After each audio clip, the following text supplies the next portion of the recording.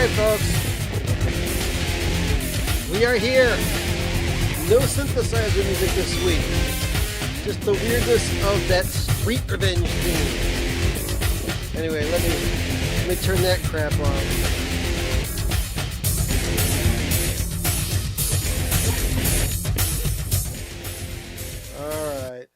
All right, where are we? We are right here, and I'm going to be full screen right now.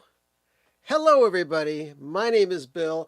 You're watching Bill's Box of Sound. I want to thank you so much for stopping on by tonight.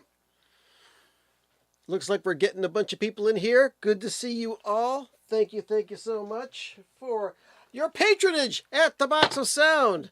All right, as is normal, we will do the ceremonial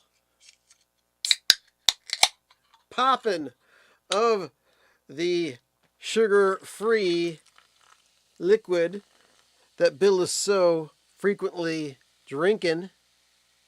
Talking about myself in a third person. How about that? Oh, it's a great week. It's been a very busy week.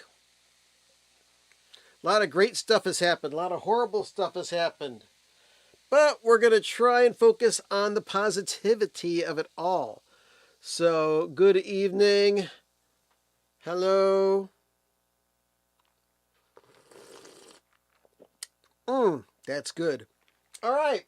So, I know what a lot of you folks are here for. And you're going to get information.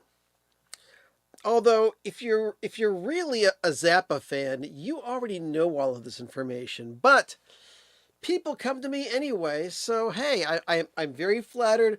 Let's go through this. Hello, Michael P. Dawson. Good to see you, sir.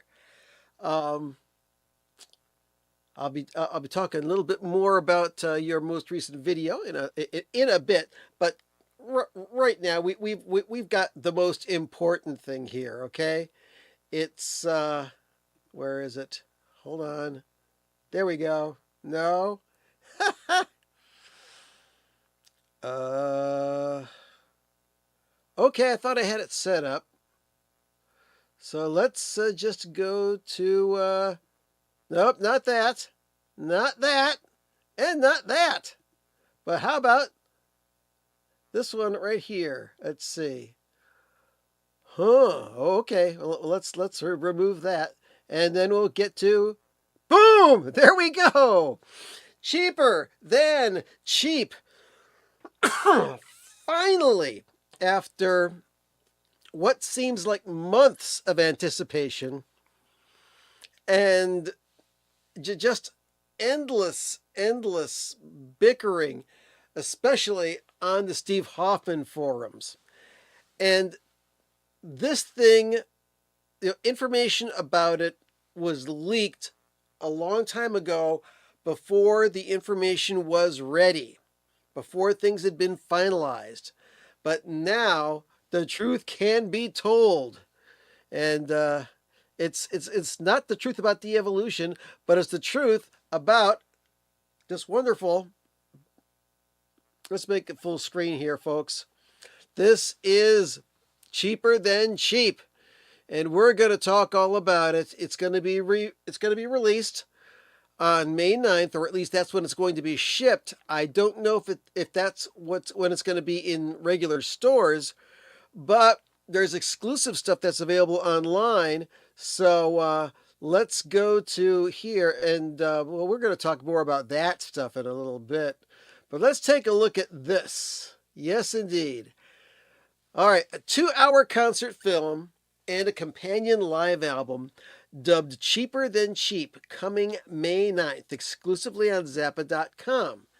I don't know if this is going to be available in regular stores or not. So, it says here, in the early 1970s, music performances, shows like the Midnight Special, Soul Train in Concert, and concurrently the Old Grey Whistle Test in the UK were all the rage in America, beaming rock, pop, and R&B artists directly into people's homes across the country, offering an unprecedented at-home concert experience. Inspired by these shows, or perhaps because of potentially not receiving offers to perform on them, That's a lie, because Frank Zappa did host the Midnight Special at one time, although he did not. I don't think he performed. He talked about music, and he talked about what he said was his very first musical composition, which was called Mice, and it was for snare drum, and it went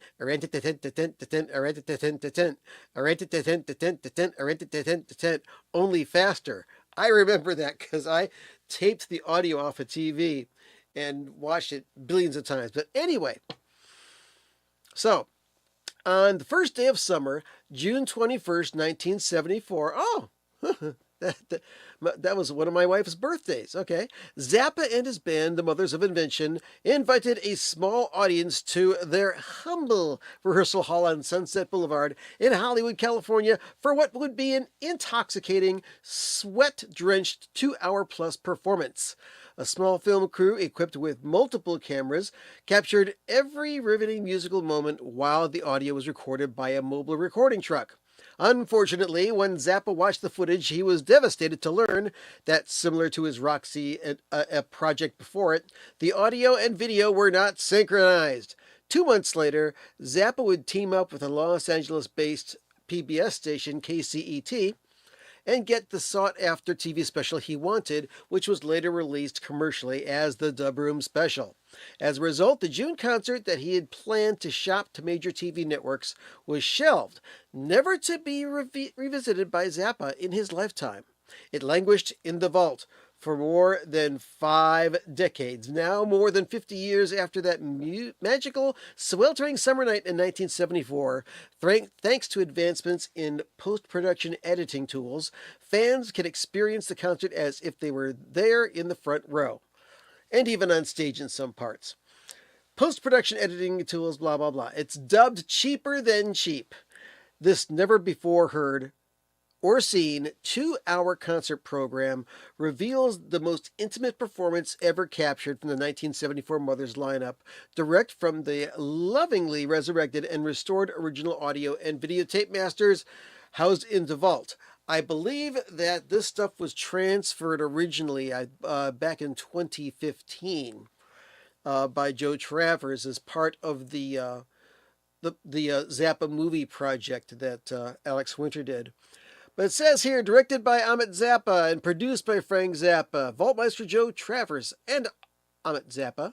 Cheaper Than Cheap will be released on May 9th exclusively on Zappa.com, You Discover Music, and Sound of Vinyl in a variety of formats, including a special limited edition multi-format super deluxe box set featuring the concert film on Blu-ray with Dolby Atmos, 5.1 surround and stereo Atmos and stereo mixes, blah blah. I can read. A companion stereo soundtrack presented on both 2 CD and 180-gram LP, a 3 LP picture disc vinyl, plus an extensive 12-page booklet with rare unseen images and informative liner notes from Travers, alongside a detailed and heartfelt remembrance from musician Ruth Komanoff Underwood, who performed percussion that evening. Performed percussion is that's a way of saying it.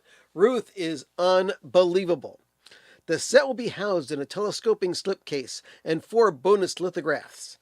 The Blu-ray includes 4 extras, 2 performances, a blooper reel, and a deep excerpt from out-of-print claymation film The Amazing Mr. Bickford.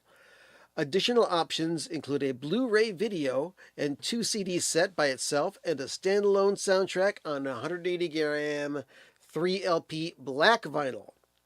So then it gives you a link to watch the trailer and also to pre-order through the Zappa.com link. So everything that we can see from what's been going on so far is that this thing is beautiful. I got to talk to the Vaultmeister a little bit about this, just so you are made aware, I had invited the Vaultmeister onto the show tonight to talk about this, but he's really busy.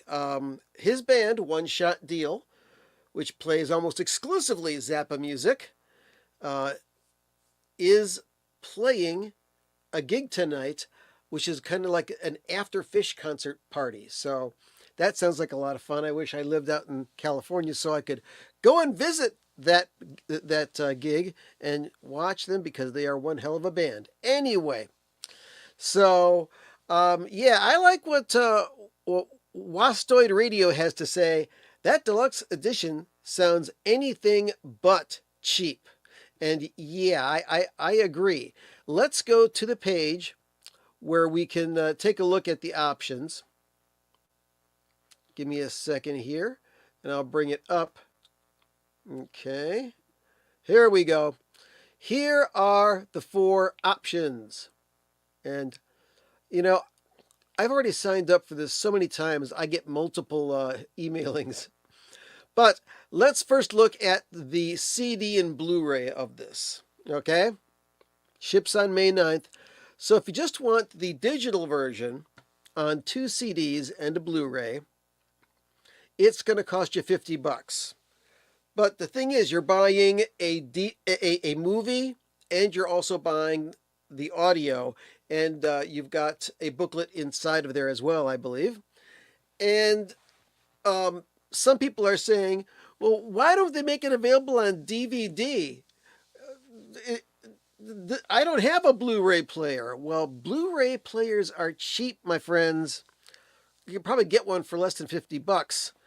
And trust me, it's worth it. If you take the audio outputs of a Blu-ray player and hook it up to your stereo, you have access to very high resolution audio that's made available on a lot of things. I mean, there's several Pink Floyd albums that are available in surround sound on the Blu-ray audio. So, you know, get with the 2000s, friends, and pick up a Blu-ray player if you don't already. So I'm really, really excited about this. Now, let's take a look at the vinyl. Yeah, okay. 3 records of 180-gram vinyl. And I don't know who mastered this, but I have a very strong feeling that Chris Bellman at Bernie Grundman Mastering did the mastering on this. So that's going to be lovely. And that 3 record set is going to go for $79.98. And then there's the Super Deluxe Edition, which is going to be made available for quite a while. Let's zoom in on this puppy. Yeah, okay. So you got a slip case. Hold on a second here. Come on. You can do this.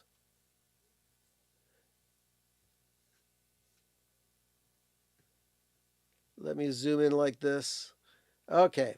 Yeah, okay. We got the slip case. We got the 3 records.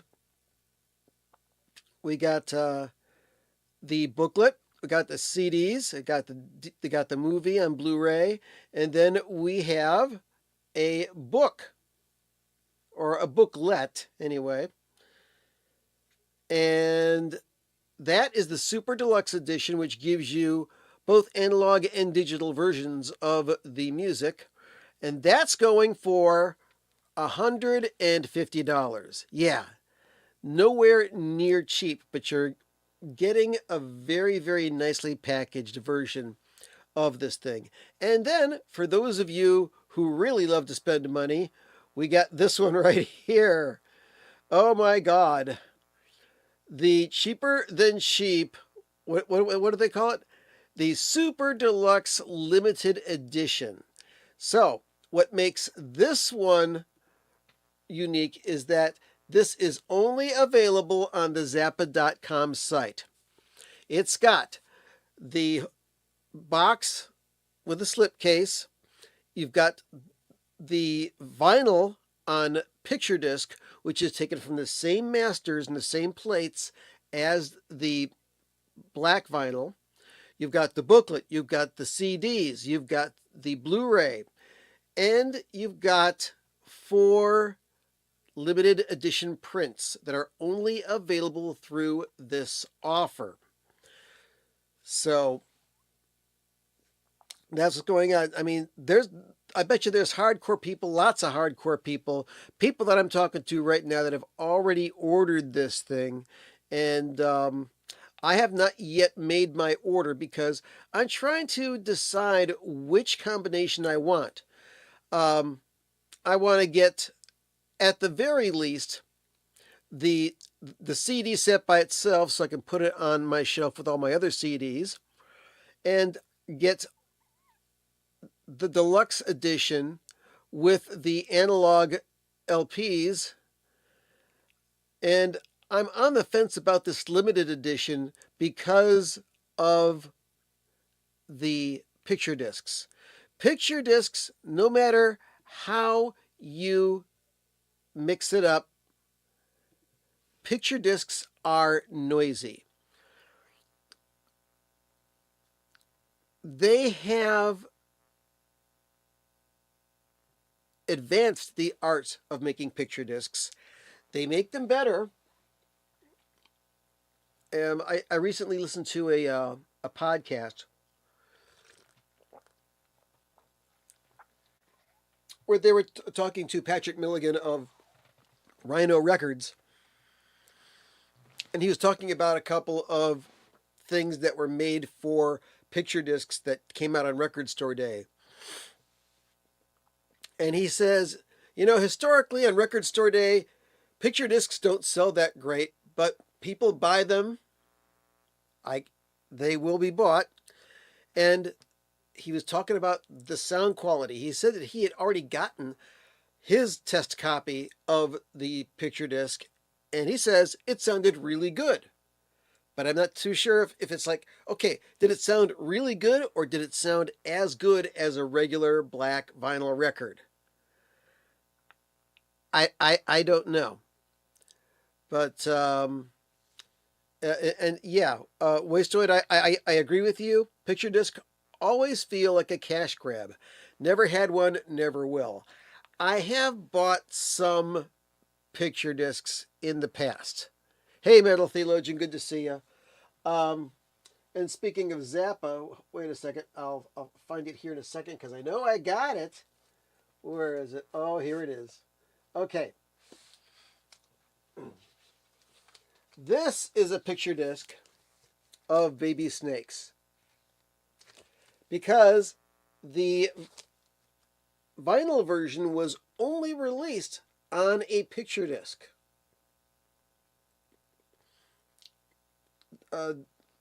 I would love for this to be re-released on regular black vinyl, or maybe even in an expanded version. Are you listening, Universal? Are you listening? Amit, are you out there, buddy, pal? Anyway, so yeah, this is good, but it's still a picture disc. It still has a lot of surface noise. Another picture disc that I'm glad I bought back when I bought it is the Residents Meet the Residents album picture disc, which was, I believe, a 10th anniversary or a 13th anniversary. Hold on a second. I'll pull it out because I know I have it here. Let's see.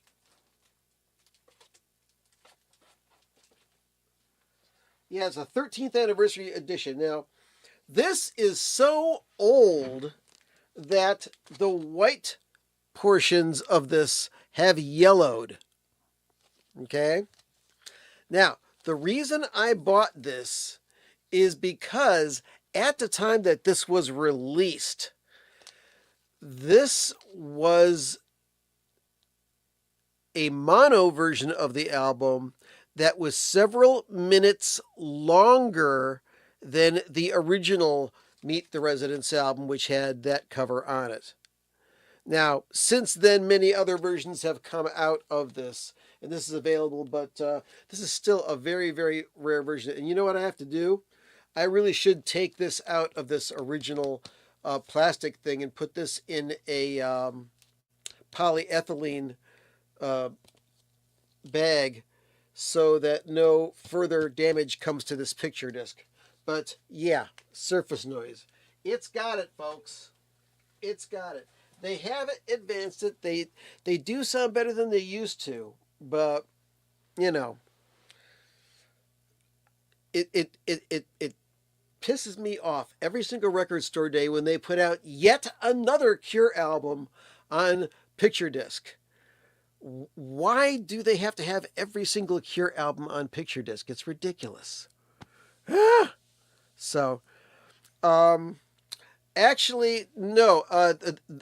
I don't think that particular record went through the tragic flood, but yeah, you've been following me for a while apparently, and you know that I have a number of Residence records that are messed up a bit. So yeah, so let's see. Oh, wait a second.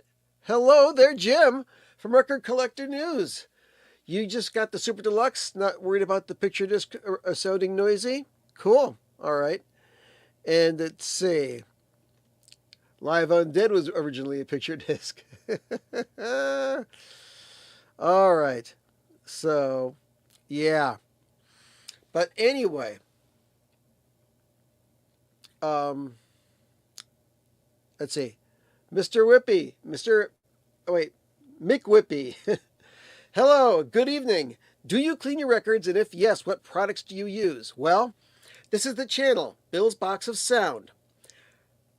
Like this video, please subscribe to my channel, or just go to my channel and take a look at the many videos that I've made about record cleaning.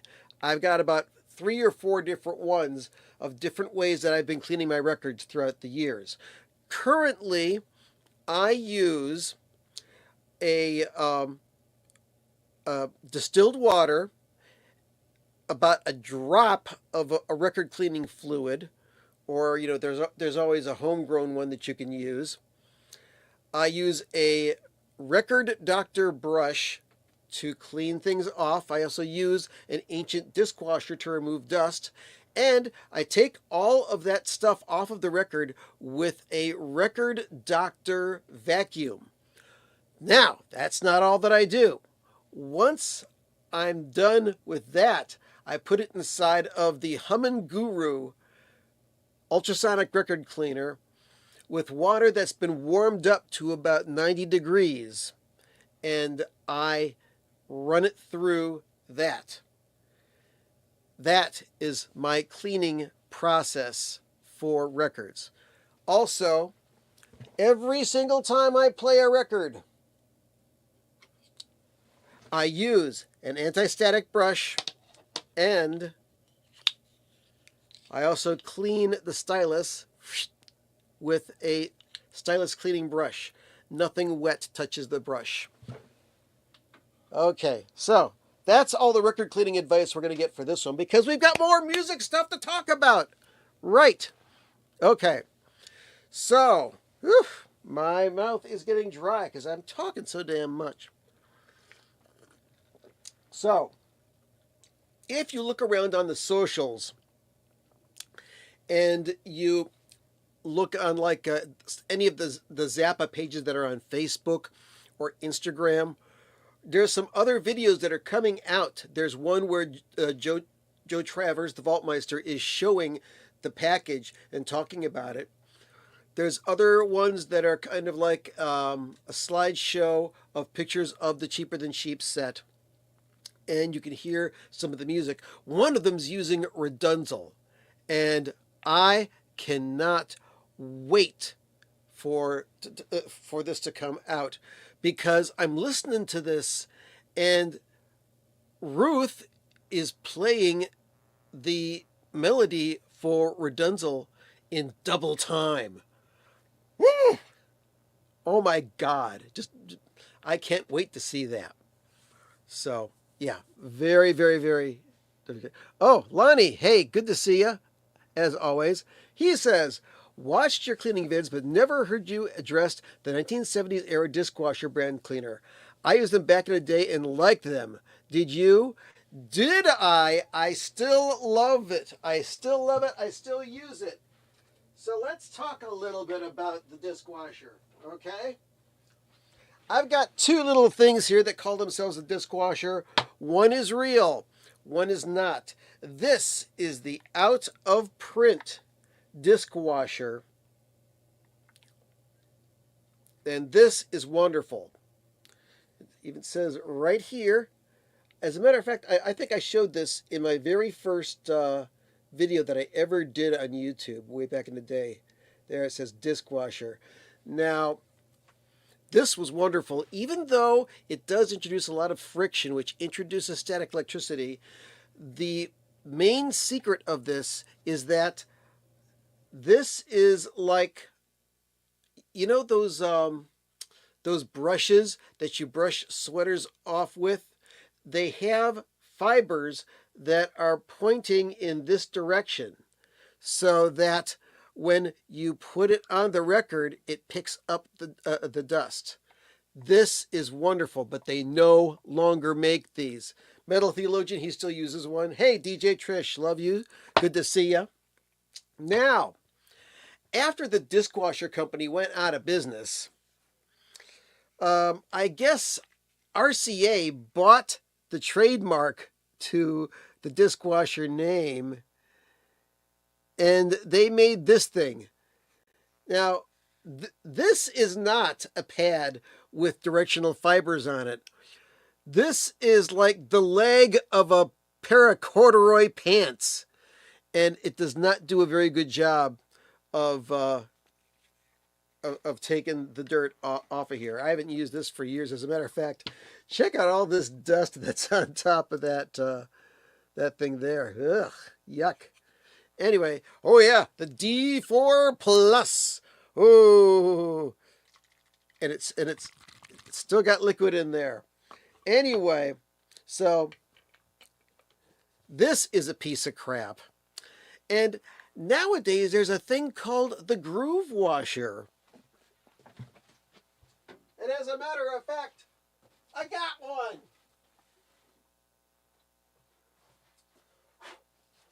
Through the auspices of the Groove Washer Company, they've sent me a groove washer set. And I reviewed it. They were not happy with my review because, okay, it has a nice little wood handle. And where is the thing? There we go. I haven't opened this up for years. Okay, here is the part that touches the record. Okay, and it attaches onto here with a Velcro type thing. And it's got its own proprietary fluid. Let's see, is this it? G2, high-tech record cleaning fluid. It's a spray applicator bottle. You spray it on here, and the theory is when you put it on the record, the wet part grabs dirt off of the record, and then you dry it by putting it like this. Okay? So, I don't know if they were prohibited from using a directional fiber on there or not because of trademarks held by the Disc Washer Corporation. But this is, in my opinion, an inferior product. I know that Nate from the Vinyl Guide still advertises this. I think it's also been advertised on Channel 33 RPM and on Vinyl Eyes. Yeah. I asked the Groove Washer people if they wanted this back, and they said no. But so I'm glad that I have this so that I can show it to people and illustrate my opinion of this, the Groove Washer. But I do not endorse this. Some people like it, so there you go. And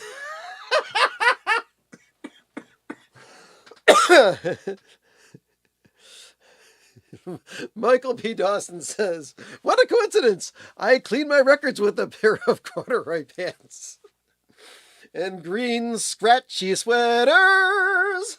and corduroy pants. Da-dun, da-dun. Do you worry and wow, wow, wow, wow.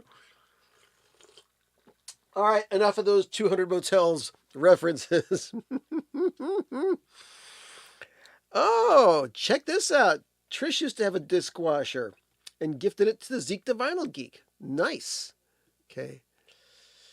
Let's see. The RCA one is like velour, not directional. Okay. Yeah, that's cool. And oh, hello, I am one of us. You got one of those too. Okay. That's fantastic. All right. So we've talked about cheaper than cheap. As the date of the release gets closer, I will have more details. And you can bet your bottom dollar that there's going to be a Zappacast episode on it. And I'm hoping, fingers crossed, that there may be a live stream on the Frank Zappa channel with the Vaultmeister, Scott Parker, the host and originator of the Zappacast, and myself talking about this set. So, like once we hear it, we'll be able to talk about it. So that'll be cool. So we've got stuff to look forward to with Cheaper Than Cheap. And that's all we're gonna talk about that tonight. However, we've got news events. News. Yep. Okay. Now, there's been some deaths in the music community. And one that hit me real hard is the death of David Thomas. It was just reported on Thursday. And for those who don't know who David Thomas is or was, he was the singer and pretty much the leader of the Cleveland-based avant-garage, punk-ish avant-garde group, Pere. Yeah, I know that Wink Martindale died, and I do have a 45 by Wink Martindale, but that was a few weeks ago. But anyway, this is the first album by Pere, The Modern Dance. This is the original pressing from Blank Records. It came out in 1978. And these guys really broke the mold. Nobody sounds like these guys. Nobody sounds like Pere. If you're not familiar with Pere, got The Art of Walking. Well, I haven't got all of their albums on vinyl. I've also got Dub Housing on CD. These are reissues that were put out by Rough Trade. We've also got the new Picnic Time album. And we've got The Art of Walking.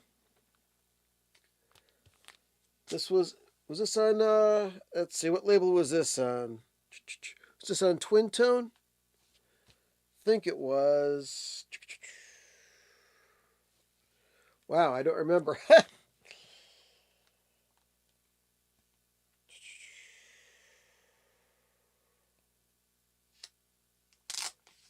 Let's just open this up. Find out what label this was on. Was this on Chrysalis or was this on Rough Trade? The Art of Walking. Okay, so this is a reissue. All right. And I've also got let's just put this here. You're wasting time, Bill. This is Dead Air. Dead Air. I've got Song of the Bailing Man, which is also on Rough Trade. And this album was mastered at 45 RPM. I love this record. This is fantastic. And, oh, this is cool. Metal Theologian, who is a former Cleveland area resident, says that he has David Thomas's old copy of the first Tin Huey 45, which I think was Puppet Wipes, backed with, what was the song on the flip side? Chinese Circus, maybe? I think so. But no, you've never told me, you have never told me that before, Metal Theologian. Never told me that before. But very cool. Anyway, um, so then there were a couple of live albums, and I love the name of this. The first Pere live album was called 360 Degrees of Simulated Stereo, but the second one was called One Man Drives While the Other Man Screams. Now, Metal Theologian knows where that title came from. There was a chain of convenience stores in northern Ohio called Lawson's, and they sold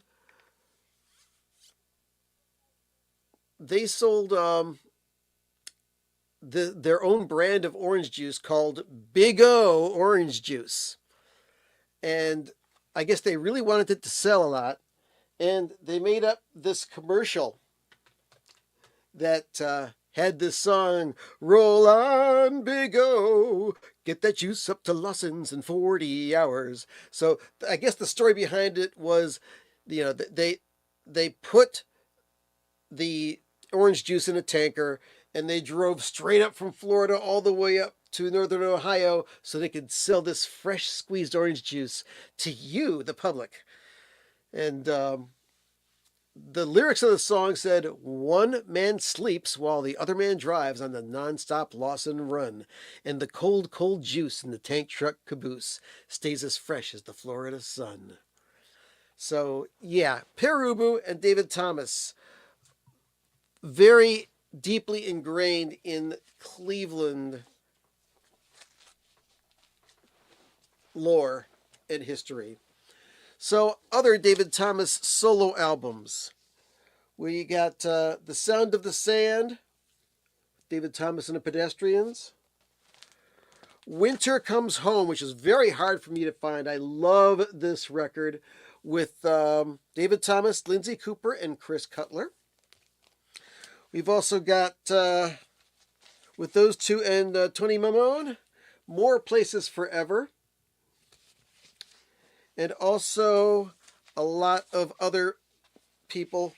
David Thomas and the Wooden Birds, Jim Jones, Alan Ravenstein from Pere Ubu, Blame the Messenger. And we've also got Monster Walks the Big Lake. Just very different records. Now, Michael P. Dawson, who is watching right now, he puts out a video every Friday called VC Friday. And the episode that he put out yesterday was about the groups Slap Happy and Henry Cow. And members of Slap Happy and Henry Cow are on some of these David Thomas records. It was really cool to get a lot of inside information on those Henry Cow records, which I have a bunch of. I've also got the Peter Blegvad and John Greaves album, Q Roan. I've got hold on a second, Metal Theologian, I'll take a look at it. I've also got Art Bears, the group with Dagmar Krause and Chris Cutler and Fred Frith. Very cool stuff. So, yeah, I really, really enjoyed that. So, yeah, that was the history. And you know what? People in Cleveland, when they talk about their dearly departed rock stars, they mostly talk about Michael Stanley. But to me, David Thomas was more important than Michael Stanley. I mean, he didn't have any hits that would be on pop radio. But good music, very good music. And yeah, it was a big loss. He was 71 years old. Apparently, he had a long illness, but he had just completed recording an album, and the album will be released posthumously. So, give me a second here. Let me see if I can take a look at that picture from Metal Theologian. Da-da-dee. I may be able to even put it up on my phone, but let me take a look first here. All right. Oh, yeah, there it is. There it is. Oh my God. Okay, I got to pull this up on my phone. Hang on a second, folks. This is pretty cool. All right. All right. This is a picture of the original Tin Huey 45 of yeah, it's got Puppet Wipes and Cuyahoga Creeping Bent. And on the flip side, Poor Alfonso and the Tin Huey story. And to prove that this used to belong to the David Thomas, I'm going to zoom in on it. In the corner, it says Crocus. Now, that belonged to David Thomas. Before David Thomas became a musician and a singer, he was a writer for Scene Magazine, and his pen name was Crocus Behemoth. As a matter of fact, his website, which he kept on posting stuff for many years, crocusbehemoth.com, is still live if you want to go and check it out. So, yeah, that is absolutely precious. And thank you so much for sharing that with us, Metal Theologian. That's really, really, really cool. Let's see, there was one other thing about that I wanted to talk about. Yeah. If you start listening to David Thomas and you're not familiar with his music, you're going to listen and you're going to say, that guy sings terrible. No. He sang to the best of his ability, and he sang what was inside of him to come out, and it fit with this music, which was just so different. And Pere music, you may love it immediately, but for a lot of people, it's an acquired taste. And back in the 80s, I remember David Thomas was a guest on a radio show on a local college station. I'm pretty sure it was WRUW, the Case Western Reserve University station. And he was talking to Larry Collins, friend of mine. You may know him also, Metal Theologian. And he was interviewing David Thomas. And in the middle of everything, he said, I just want to say that I consider myself the luckiest person in the world, because I can't sing, and it's how I make my living and how I'll continue to make my living. But I can't sing. I try to sing, but it's just not singing. But he used his voice. It was his instrument. He talked, he sang, he made noises. It was a gift. It was different than most singers, but he used it. Hey, Alembic65, I know you're a Cleveland person. Boggles my mind that David Thomas also wound up in a band with the mighty Richard Thompson. Yes, Richard Thompson is on this album right here, The Sound of the Sand. That's very cool. So yeah, he was admired. He was admired. So, all right. Rest in peace, David Thomas. Now, who else died? a very, very prominent record producer died. Now, he did a lot more pop stuff, but I'm talking about Roy Thomas Baker. He passed away. He did a lot of records that sold a lot of copies. He's put together some great music. He's put together some stuff that really wasn't that popular. I mean, back in the day, he started out as an engineer, and he did record some Zappa and Mother's demo sessions that are on this box set, the Mother's 1970. And before he became a record producer, well, he was an engineer. And he engineered this album as well as others. Free, Fire and Water. This is the one that has the song All Right Now that you are absolutely sick of hearing because of commercials on TV. If you don't watch commercials on TV, my hat's off to you.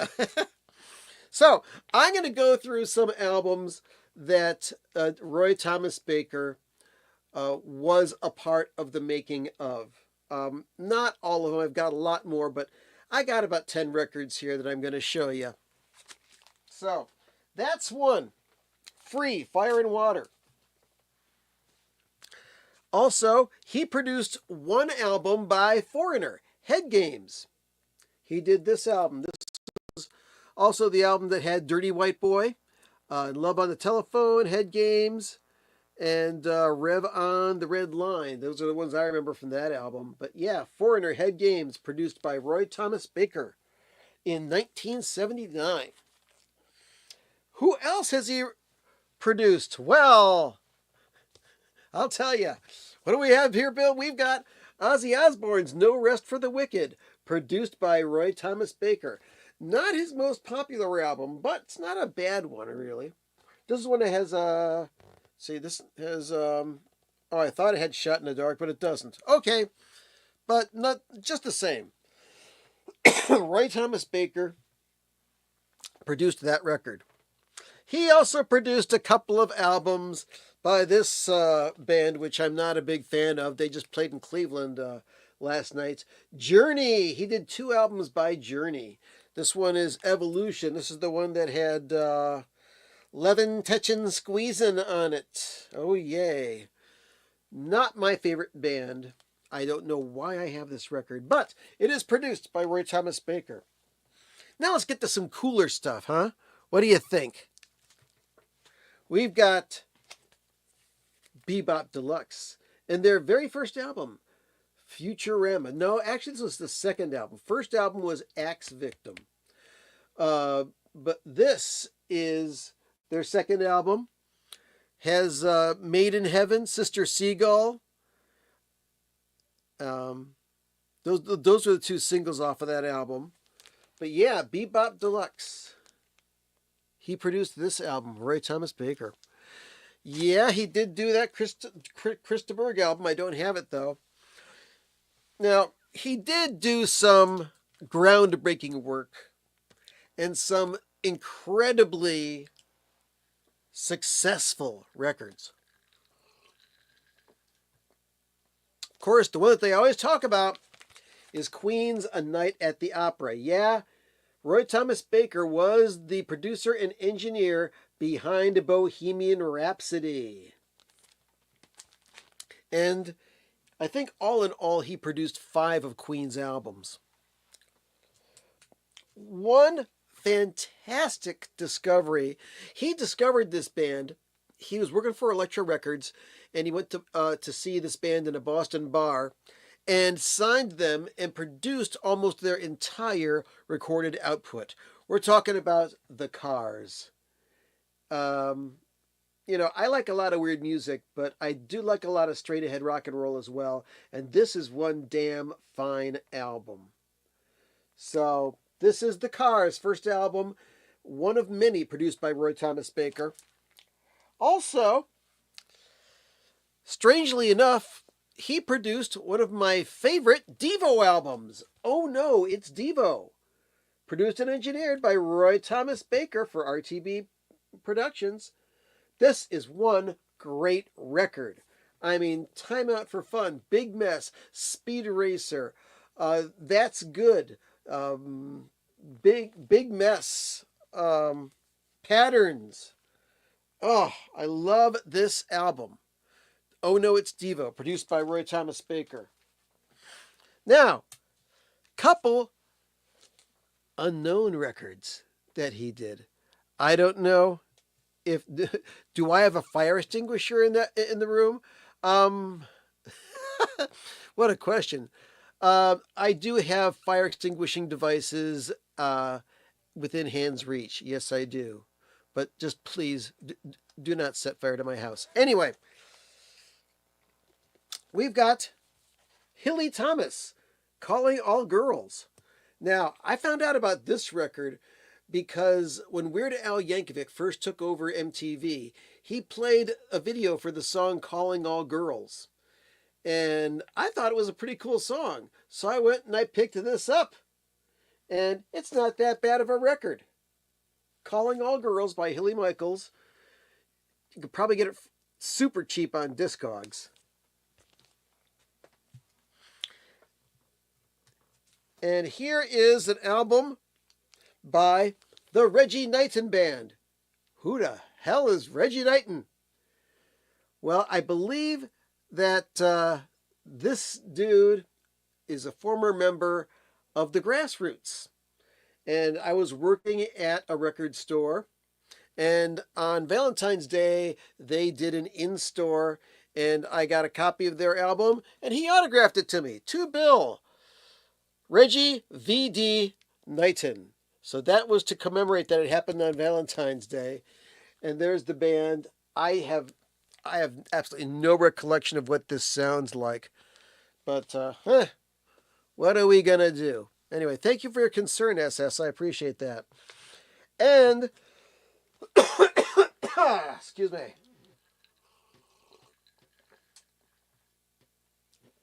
Roy Thomas Baker also produced 2 albums by a band which I thought I liked. But in retrospect, this band was not very good. This band was a Yes clone. Now, Roy Thomas Baker did produce an album for Yes back in like the 2014 or something like that. And also back in the 80s, I guess he did some sessions for a Yes album that got shelved and were never released. But this group, Starcastle, they are like a Yes clone band. You listen to these records, Starcastle, Citadel, and Fountains of Light, and I think I got 2 other records by Starcastle. It is so obvious that these guys want to sound like Yes so badly, and they fail miserably. Anyway, but Roy Thomas Baker did his best to record 2 albums by this band, Starcastle. So, yeah, here's a picture of them. So, that's what's going on with that. Roy Thomas Baker, hats off to you. Thank you for all the stuff you did. Let's see. Now, is it record albums that are super flammable? Or am I thinking about old movie film? Movie film is flammable. Record albums themselves are not as flammable as the paper jackets that they come in. But if you've got a fire and records start melting, you better hightail it out of there or you will become asphyxiated and die. Yeah. You like Starcastle's music, Memphis Lonnie? Let's see. But the lyrics are as inept as can be. Yes, yes. And Terry Luttrell is REO Speedwagon's original vocalist. Wow. Interesting. Very interesting. Okay. Well, I do not enjoy Starcastle. Other people may enjoy Starcastle. If you do, that's cool. They're bands that I love that other people hate. And speaking of music that you may want to hate, here's an album, the worst album that you will ever love, by Spudlock. You can get it at spudlock.bandcamp.com, and this is my record. And boys and girls, speaking of this album, which I produced, I engineered the original recordings, and I learned an awful lot about record making by the production of this record. And there was a thread on Facebook today where people are talking about the hot mix of Led Zeppelin II. Hot mix. Yeah. Let me grab this.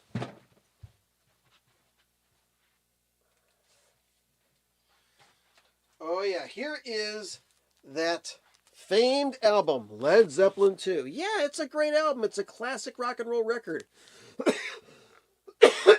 Pardon me. But the very first copy of the record, which is right here, yes, has RL in the dead wax. And people say, dude, this is the Robert Ludwig hot mix. Okay, it's not a different mix. It's a different master. The guy who was making the original post was talking about, hey, if you cannot find an original copy of Led Zeppelin II with the Robert Ludwig RL in the dead wax because he mastered this record and made it sound better than it has ever sounded, then your second best bet is the original CD that came out from Atlantic. It was very early in the CD years, and the guy who mastered this was Pere from Atlantic Studios. I don't know if you can see that or not, but yeah, Pere Atlantic Studios, right there. And this guy claims that aside from the Robert Ludwig mastered version, this is the best sounding version of the album, which I've not compared them back to back, but I may go and listen to this. Hey Mowgli, how you doing? But people are saying, no, this is a different mix. It's the Robert Ludwig hot mix. No. There's one master tape. There was one mix that was done by Jimmy Page when he made the album, okay? Now, when a mastering engineer who cuts the lacquer, some of you people are going, oh shit, here he goes. When the mastering engineer gets the lacquer, it gets the master tape, they listen to it and they have to calculate how is it going to go onto the record. And there are different ways. Listens to the master tape and says, how can I make this sound as good as possible to play on the turntable? They've got levels. They've got the pitch of the grooves. You've got compressors, equalizers, de-essers,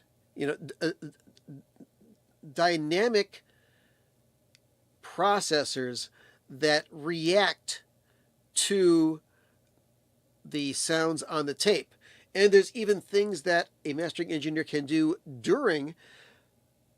while adjusting things that can make the record sound fuller, better, deeper, and better, and hot. Okay? Now, the exact same master tape that was used to make this original one that came out back in '69 is the same master tape that was used on this digitally remastered version that was remastered, digitally transferred by Jimmy Page himself.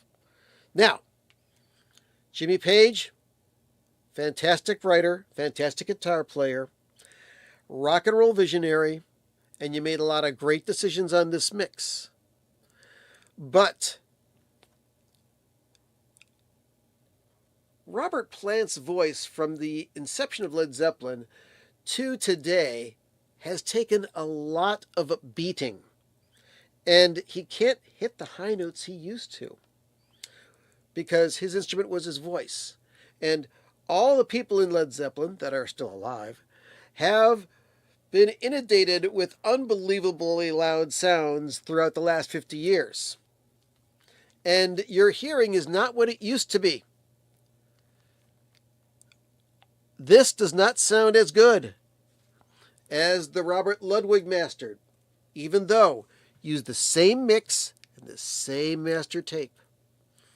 Now the story about the Robert Ludwig, why are these so hard to get? Because millions of these were sold. You probably already know the story. This album was released.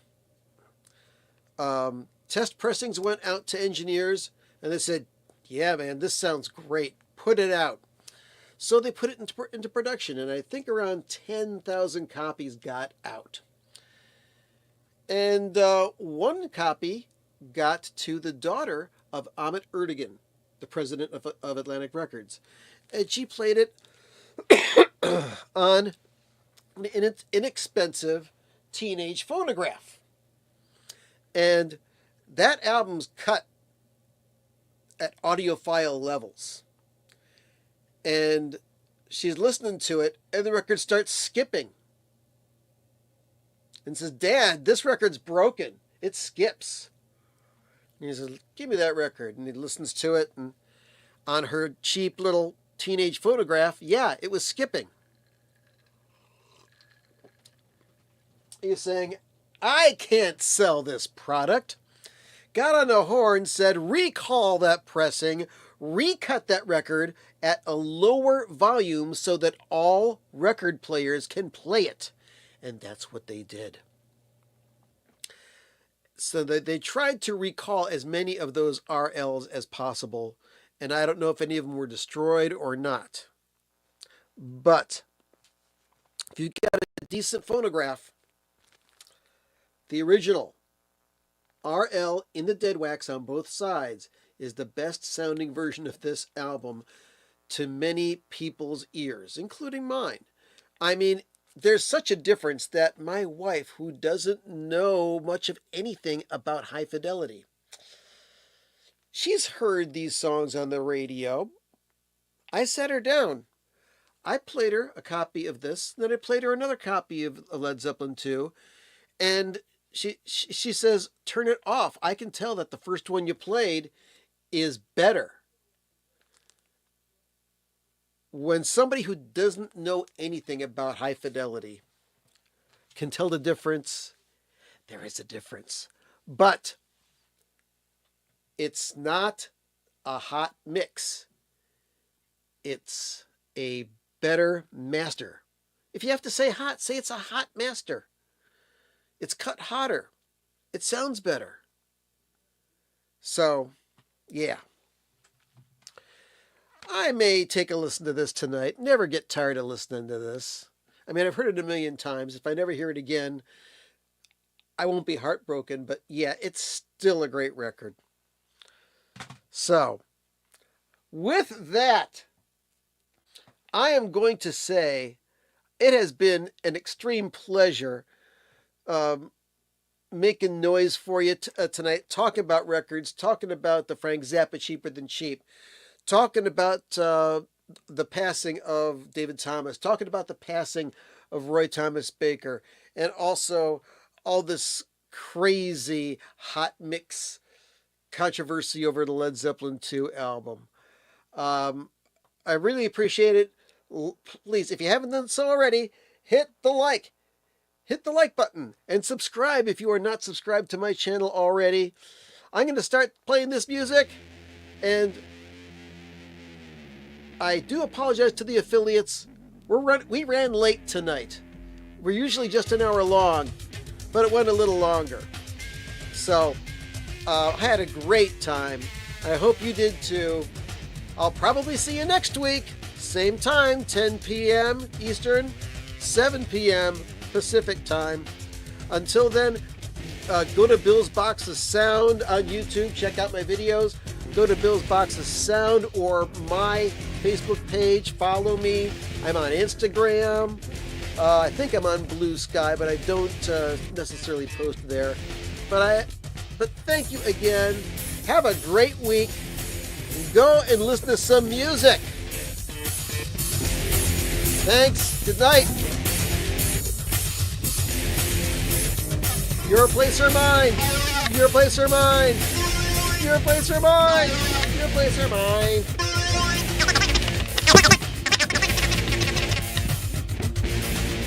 Oh yeah. Get out your dishwasher, baby! If you can find one. Woo!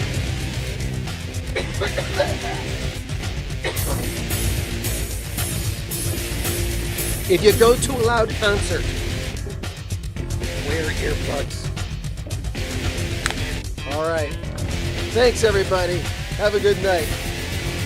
I'm out of here.